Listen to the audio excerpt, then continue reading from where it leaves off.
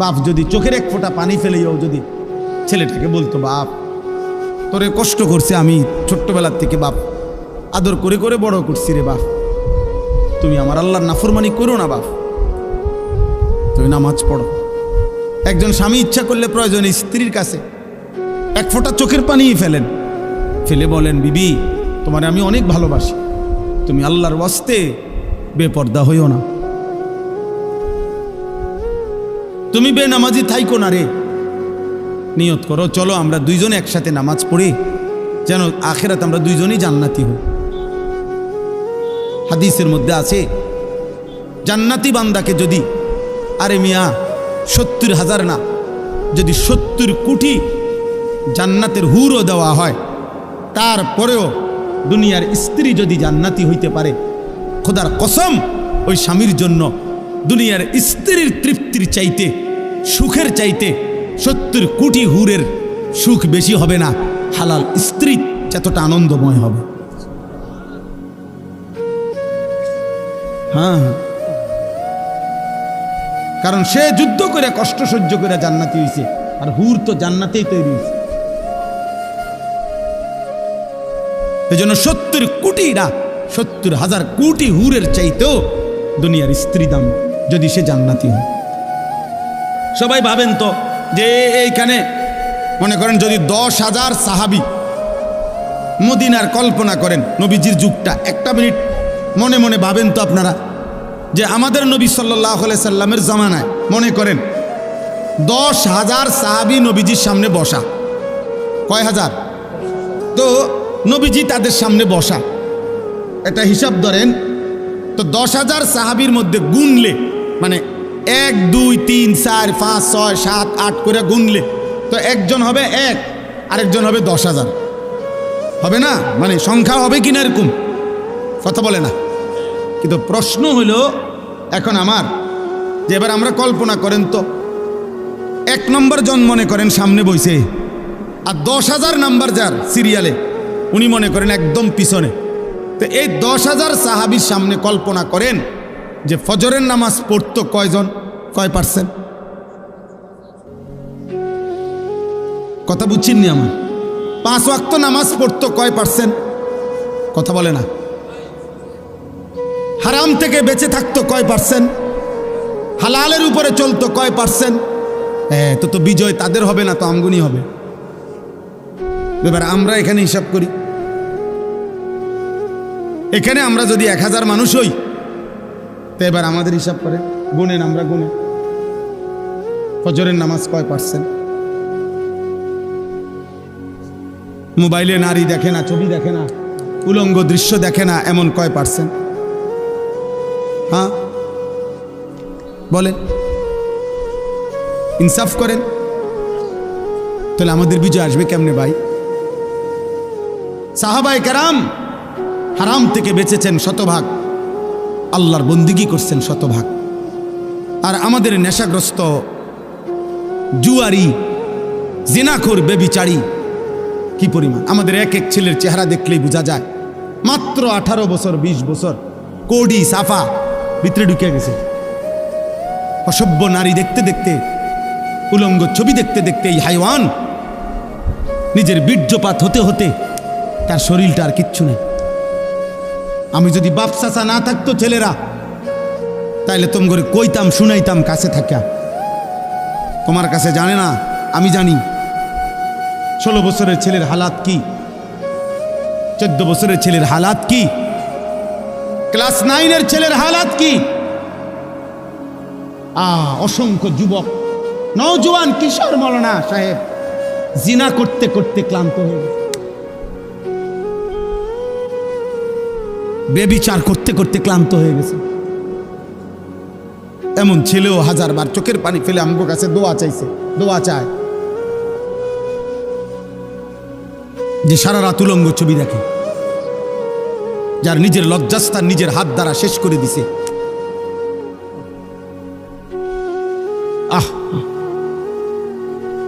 কোন মানুষের শরীরের স্বাস্থ্য, শক্তি, শৌর্য সবকিছুই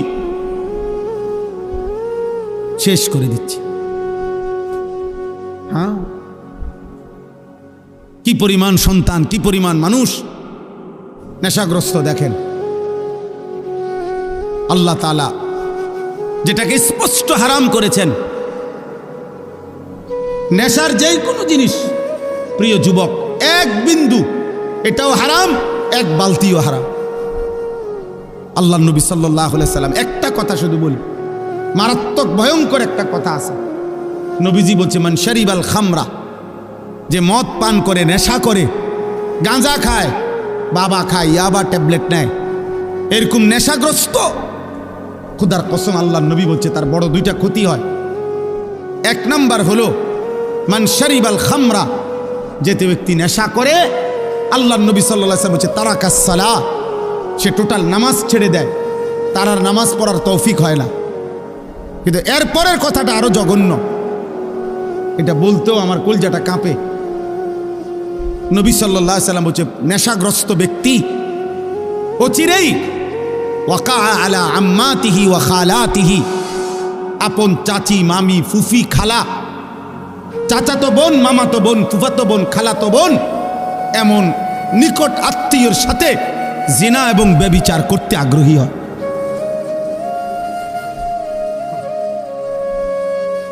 আল্লাহর কসম নবী বলছে। এজন্য যে নেশাখোর ওই জিনাখোর, যে নেশা করে সে জিনাও করে, যে জিনা করে সে নেশাও করে। হ্যাঁ, যেখানে গান বাদ্য হয় সেখানে জিনা ব্যভিচার হয়, যেখানে জিনা ব্যভিচার হয় সেখানে গান বাদ্য হয়। এই তিন জিনিস একসাথে, নেশা, নারী, গান একসাথে, এক প্যাকেজ, এক প্যাকেজ। যেখানে মদের আড্ডা সেখানে গানেরও আড্ডা, নারীরও আড্ডা, যেখানে নারীর আড্ডা সেখানে মদেরও আড্ডা, গানেরও আড্ডা। আল্লাহ আমাদেরকে হেফাজত করেন, আল্লাহ আমাদেরকে হেফাজত করেন। এজন্য প্রিয় ছেলেরা, আমার এই শেষ তর্জমাটা শুনেন, আমার কথা শেষ। আল্লাহ তাআলা বলেন ওয়ালাকাদ খালাকনাল ইনসানা, আল্লাহ আমাদেরকে আমাদের মৃত্যুর কথা মনে করায় দেওয়ার জন্য, মৃত্যুর কথা আল্লাহ কয়েকটা কথা বলছে। এক নম্বর, আল্লাহ বলে শোনো, আমি আল্লাহই প্রত্যেকটা মানুষকে সৃষ্টি করেছি। এক, ওয়া না'লামু মা তুওয়াসবিসু বিহি নাফসু, আল্লাহ তাআলা বলে প্রত্যেকের অন্তরের গভীরে যত গুনাহের কুমন্ত্রণা, গুনাহের আগ্রহ আমি আল্লাহ জানি, লুকাইতে পারবা না। আমার আল্লাহ থেকে লুকানো সম্ভব? কথা বলেন না, উঠাউঠি করেন না। আর 5টা মিনিট শেষ, আমার তর্জমা বললেই শেষ। দোয়া করে যাও ভাই, ছেলেরা কষ্ট করছো, দোয়া করো, দোয়া করে যাও। এরপরে ওয়া নাহনু আকরাবু ইলাইহি মিন হাবলিল ওয়ারিদ, আল্লাহ বলে যেই রগগুলোর মাধ্যমে, শিরা উপশিরার মাধ্যমে শরীরের ভিতরে সারা দেহে রক্ত সঞ্চালন হয়, আমি আল্লাহ তোমার ওই রগ রেশা শিরা উপশিরার চাইতেও কাছে। এই 3টা জিনিস প্রথম আল্লাহ বলছে। 1, আমি তোমাকে বানিয়েছি। 2, তোমার অন্তরের গভীরে যা আছে, যা মনে হয় দিলের ভিতরে, আমি তা জানি। 3, আমার আল্লাহ বলেন তোমার গর্দান সহ সারা দেহের রগ রেশা শিরা উপশিরার চাইতেও আমি কাছে। 4, ইজিয়াতালাক্কাল মুতালাক্কিয়ানে আনিল ইয়ামিনে ওয়া আনিশ শিমালি কাঈদ, আল্লাহ বলে তোমার ডানে বামে 24 ঘন্টা আমার 2 জন ফেরেশতা মোতায়েন আছে। তুমি আড়াল করবা কেমনে, লুকাইবা কার কাছে? 5, মা ইয়ালফিজু মিন কওলিন ইল্লা লাদাইহি রাকিবুন আতীদ, আল্লাহ বলে তোমার জবান দিয়ে ভালো কিংবা মন্দ যা কিছু উচ্চারণ হয়, জিকির হোক, গালি হোক, ভালো হোক, মন্দ হোক, আল্লাহ তাআলা বলেন আমার একজন তৎপর চৌকান্না, একজন ফেরেশতা আলাদা তোমার জবানের প্রতিটা উচ্চারণ লিখে রাখছে। আলাদা আরেকটা ফাইল হইতেছে। এই 5টা কথা আল্লাহ বলছে যে বান্দা, 1 হলো আমি তোমাকে সৃষ্টি করেছি। 2, তোমার অন্তরের শেষ কোণায় ভিতরে যা আছে আমি তাও জানি। 3, এই মাশাআল্লাহ দেখেন একটা মজার বিষয় হলো এই অনুভূতি জাগলে ভালো। এই যে ওই ছেলে মোবাইল ছবি উড়াইতে চাইছিল, আরো 3-4 জন একসাথে ধমক দিছে। তার মানে ওনারা বাঘ এতক্ষণের জন্য হইলেও বুঝছেন যে এটা হুজুর পছন্দ করে না। মাশাআল্লাহ, আল্লাহ আপনার করে বরকত দান। সবাই একটু একটু করে কইলেও হবে, সবাই একটু একটু করে বললেন। আল্লাহ কোরআনে বলছে উদখুলুল জান্নাতা আনতুম ওয়া আজওয়াজুকুম তুহবারুন। বাহ, আল্লাহ বলছে জান্নাতে হাসরের ময়দানে আল্লাহ বলবে তোমরা তোমাদের স্ত্রী যাদের নেককার, তোমরা তোমাদের বিবিদেরকে সাথে নিয়ে তোমরা হাসতে হাসতে উদখুলুল জান্নাহ, জান্নাতে ঢোকো, জান্নাতে ঢোকো। এক লগেই তো ঢুকতে দিছিল, স্বামী স্ত্রীর এক লগেই তো দিছিল। ইয়া আদাম উসকুন আনতা ওয়া যাওজুকাল জান্নাহ, এক লগেই তো থাকতে দিছিল। আদম এবং হাওয়া এক লগে থাকতে দিছিল না? হ্যাঁ, বুঝা গেল স্বামী স্ত্রী নেককার হলে এই মজাটাই আলাদা, এই জান্নাতটাই আলাদা। আল্লাহ আমাদেরকে তৌফিক দান করে। ওয়াজাআত সাকরাতুল মাউত বিল হক। আল্লাহ বলেন, এই দেখেন শেষ কথাটা বোঝেন। আল্লাহ বলে বান্দা তোমাকে আমি বানিয়েছি, আমি তোমার ভিতরেরটাও জানি, আমি তোমার শিরা উপশিরা রগ রেশারও কাছাকাছি। আমার 2 জন ফেরেশতা তোমার ডানে বামে, আমার আরেকজন ফেরেশতা তোমার জবানের সব লিখে রাখে। এই ব্যবস্থাপনার এই বেষ্টনীর ভেতরেই একদিন ভালো করো আর মন্দ করো, কাজে লাগাও আর নষ্ট করো, এই অবস্থায় একদিন সত্য সত্য তোমার মৃত্যু যন্ত্রণা শুরু হয়ে যাবে আর তোমার মৃত্যু হয়ে যাবে। যালিকা মা কুনতা মিনহু তাহিদ, যেই মৃত্যু থেকে তুমি পলায়ন করতে চেয়েছিলে, যেই মরণ তুমি চাও নাই কোনোদিন, তুমি না চাইলেও সেই মরণ একদিন চলেই আসবে। আসবে তো? কথা বলেন না? অতএব আপনি বুদ্ধিমান হন আর বেকুব হন, চালাক হন আর বোকা হন, আপনি মরে যাবেন। আপনি হাসেন কিংবা কাঁদেন, মরে যাবেন। সুখে থাকেন কিংবা দুঃখে থাকেন, মরে যাবেন। 3 বেলা খানা খান আর উপাস থাকেন, মরে যাবেন। রাজপ্রাসাদের অট্টালিকায় থাকেন আর জীর্ণ কুঠির কুড়ে ঘরে থাকেন, মরে যাবেন। মরতেই হবে বাপ, চলে যেতেই হবে। হবে? কথা বলেন না কেন? হবে হবে। অতএব দোস্ত, আল্লাহ এটাই বলছেন, বান্দা খামখেয়ালি করো না। অনুফিখা ফিস-সূর যালিকা ইয়াউমুল ওয়াঈদ। আল্লাহ তাআলা বলেন ইসরাফিল ফু দিবে আর হাসরের মাঠ কায়েম হবে। আর হাসরের মাঠই ইয়াউমুল ওয়াঈদ, যেই মাঠের যেই দিনের ব্যাপারে তোমাদেরকে ভয় দেখানো হয়েছিল যে আখিরাতের হাসরের আযাব বড় কঠিন, সেটা কায়েম হবে। ওয়াজাআত কুল্লু নাফসিম মাআহা সাইকুম ওয়া শাহীদ। আল্লাহ বলেন প্রত্যেকটি মানুষকে 2 জন ফেরেশতা হাসরের ময়দানে নিয়ে আসবে। 2 কাঁধের 2 ফেরেশতা, একজন পিছনে থাইকা সামনে আগাইতে থাকবে তাকে, যে আগে বাড়ো আমি পিছনে আছি, আর আরেকজন আমল নামার ফাইলটা হাতে রাইখা তার সাথে সাথে থাকবে। সাইক যিনি, উনি পিছনে থাকবে।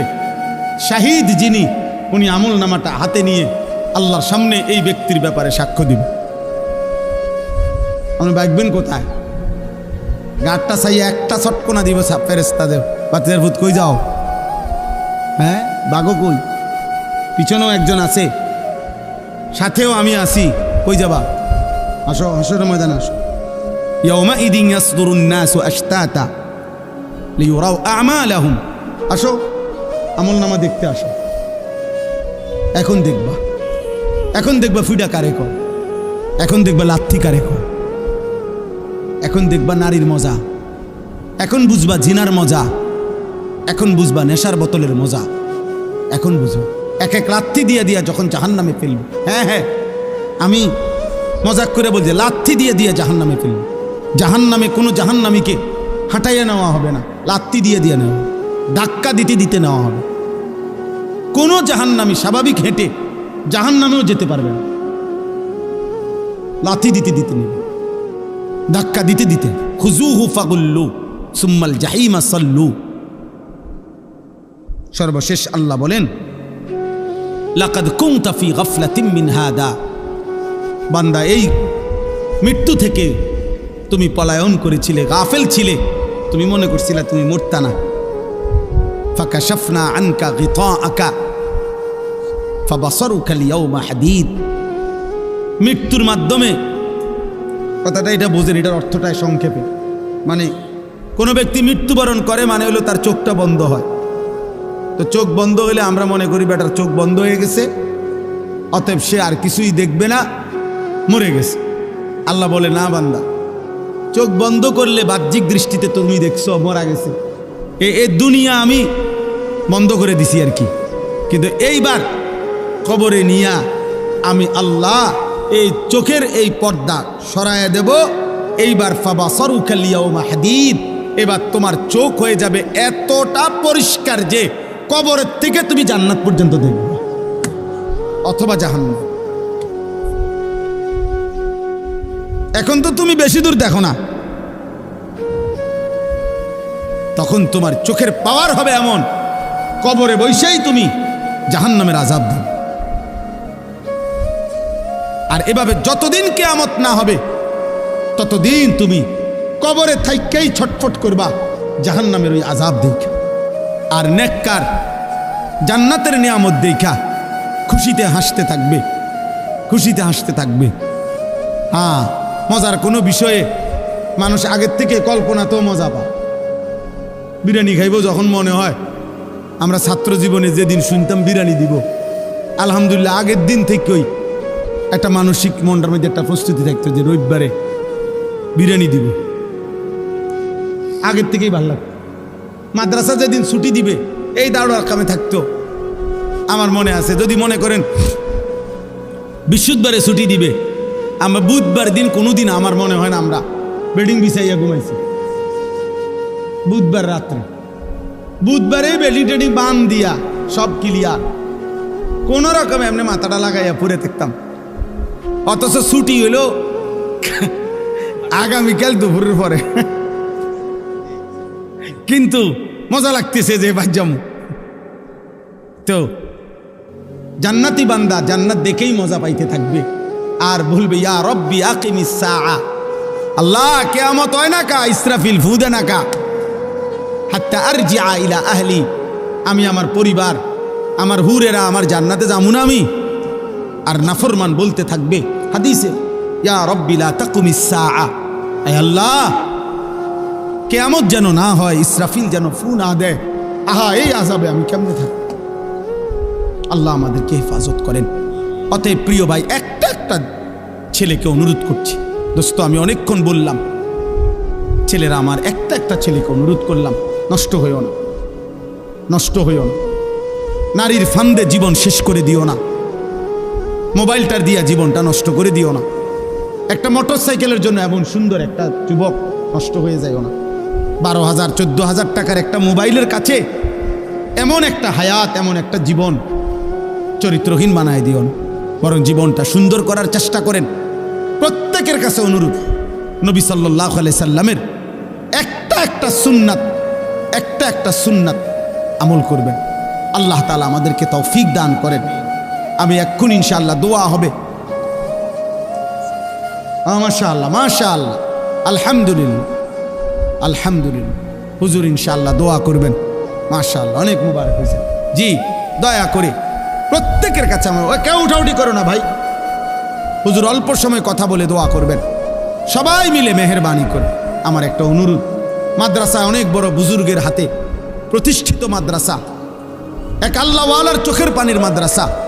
আমি সবার কাছে অনুরোধ করছি, প্রত্যেকে মাদ্রাসার জন্য আগে দিছেন, এখন আবার সবাই একটু পকেটে হাত দিলে, যার যেটুকু তৌফিক হয়, 10 টাকা হোক, 1000 টাকা হোক, 100 টাকা হোক, 500 টাকা হোক।